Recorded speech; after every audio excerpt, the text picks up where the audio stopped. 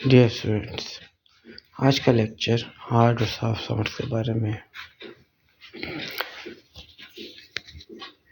تو dear students, آج ہم ہارڈ اور سافٹ ساؤنڈ کے بارے میں پڑھیں گے۔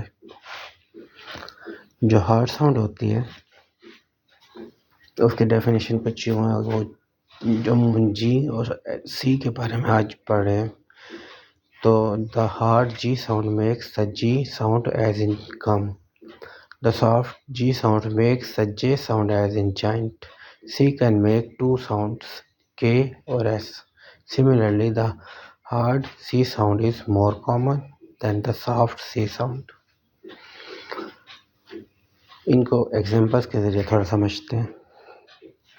اگر ہم ایگزامپلس کی طرف آئیں تو کہتا ہے کہ جی کانسوننٹ کے بعد ای آئی اور وائی آیا کرتا ہے، جیسے جینٹل، جائنٹ، انرجی، جم، اینگل اور ڈیجیٹل۔ اب یہاں پہ دیکھیں، یہ اینجل ہے، آگے اینگل آئے گا، تو ان دونوں کے فرق پہ بہت مزیدار سا ایک کنسیپٹ آپ دیکھنے کو ملے گا آپ کو۔ Gentle, giant, energy, gym, angel اور ڈیجیٹل۔ اس میں جی نے کون سی ساؤنڈ دی ہے؟ The soft G sound makes the J sound as in giant. یہ کھڑا ہے جائنٹ، یہاں پہ جے کی وائس دی ہے ان تمام میں، جیسے اوپر ڈیفینیشن میں لکھا ہوا ہے۔ اب آتے ہارڈ جی ساؤنڈ کی طرف۔ اس میں کانسوننٹ کے بعد اے اور یو آتا ہے، اور جو جی ہے وہ کون سی ساؤنڈ دے گا؟ The hard G sound makes the G sound as in gum, get, agonizing, gasp, glass, angle اور گم۔ اب اینجل اور اینگل میں یہی فرق ہے کہ اینجل میں جی جو ہے وہ سافٹ ساؤنڈ ہے، جو اینگل ہے اس میں جی جو ہے وہ ہارڈ ساؤنڈ ہے۔ اس میں جی ای ایل ہے، اس میں جی ایل ای ہے، تو تھوڑا سا پیلنگ کا فرق ہے نا۔ اب یہ کیا ہے؟ When followed by E I Y, اس کا معنی ہے کہ جی کے بعد جو ہے وہ ای آ سکتا ہے، آئی آ سکتا ہے یا وائی آ سکتا ہے۔ ان تینوں سچویشنز میں جی سافٹ ساؤنڈ ہوگا، جیسے جینٹل میں جی کے بعد ای آیا ہے، جائنٹ میں جی کے بعد آئی آیا ہے، اور جم میں جی کے بعد وائی آیا ہے۔ آگے دیکھیں تو جب ہارڈ ساؤنڈ بنائیں گے تو جی کے بعد اے، او اور یو آئیں گے۔ اے جیسے گیٹ میں جی کے بعد اے آیا ہے، اور جی یو ایم گم میں جی کے بعد یو آیا ہے، اور ایگونائزنگ میں جی کے بعد او آیا ہے، اور گاسپ میں بھی جی کے بعد او آیا ہے۔ اسی طرح سے آپ سمجھ گئے ہوں کہ سافٹ جی اور ہارڈ جی میں کیا فرق تھا، اوپر یہی ڈیفینیشن لکھی ہوئی تھی۔ جو سافٹ جی ہوتا ہے وہ کیا ہے؟ جے کی وائس دیتا ہے۔ جو ہارڈ جی ہوتا ہے وہ جی کی اپنی وائس دیتا ہے۔ اسی طرح سے آپ سافٹ سی کی طرف آتے ہیں۔ Centimetre, circle, decide, celebrate, exciting,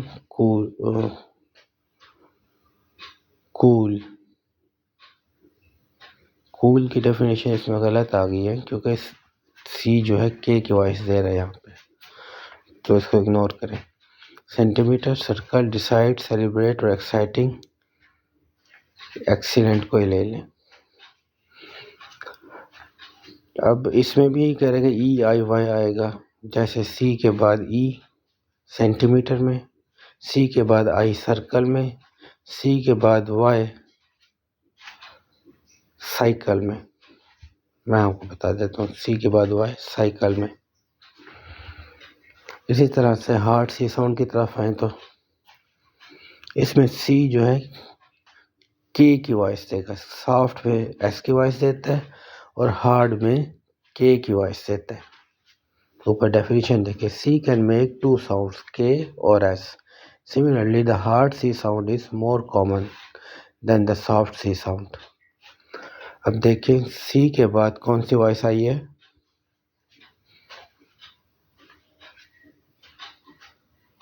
سی کی وائس یہاں پہ ہے کے کی، اور سی کے بعد اے کینڈی میں، سی کے بعد او کول میں، اور سی کے بعد یو کیوٹ میں. اور سی کی وائس کون سی آ رہی ہے؟ کے. کینڈی، کول، کیوٹ، ڈیکوریٹ، ٹیلیسکوپ، ڈیکیڈ.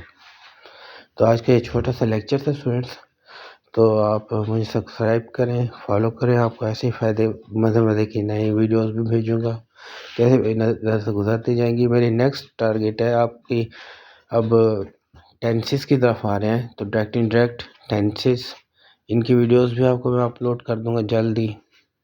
چھوٹی چھوٹی ایسی سیگمنٹس میں اب آئیں گی، یہ 3 4 منٹ یا 5 زیادہ سے زیادہ. آج 5 منٹ کی ویڈیو بن گئی ہے، تو 5 6 منٹ کی ویڈیو سے زیادہ نہیں ہوگی.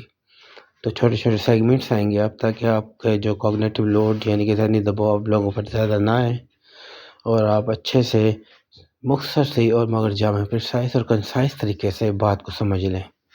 تھوڑی سی بات کنوے کروں گا، اور آپ کی جو اپنی انڈرسٹینڈنگ ہے سب کچھ آپ کو خود ہی سمجھا دے گی.